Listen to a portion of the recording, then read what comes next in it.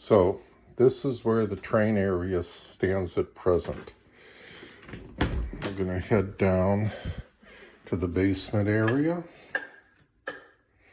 Okay, the wall on the left here, the lower portion here is what I had to construct and tie into the wall above.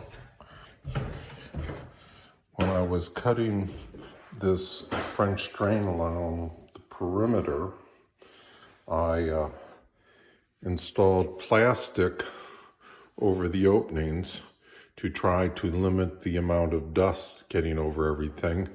It still manages to penetrate everything, but that helped. Water meter, I still have to do the access panel there. One of the things I did, I had my Donna's son came in because the layout's going to be right in here, and I wanted to make sure the meter was low and that the pipe would disappear as easily as possible. This is the window well I discussed in my blog, where the water filled up to about 1 inch of the top during the last hurricane, and we kind of had a waterfall coming down that wall. It came in both this window well and the one in the other room. It was coming in down so fast that literally it overflowed the French drain here, and we had the wet dry vac in here, and I had a bucket outside bailing out the window well.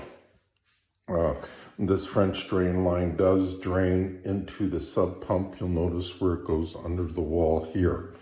Now, I did waterproof and paint these two exterior walls. I'm not responsible for the blobbiness of them. That was unfortunately a contractor I'd hired years ago and fired years ago too. But this wall here, the nice smooth one, is actually the wall I installed. You'll see there's 2 electrical outlets there, as well as I did install the one in the ceiling there. Door opening to the laundry room area, storage area.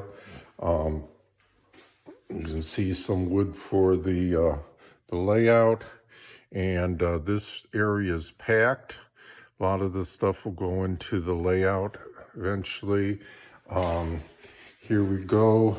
I did the walls I put in for underneath the steps. This is where the return loop will be if I ever get to be able to do that section of the layout. The steps themselves, as you can see, also need painted, as well as the floor here.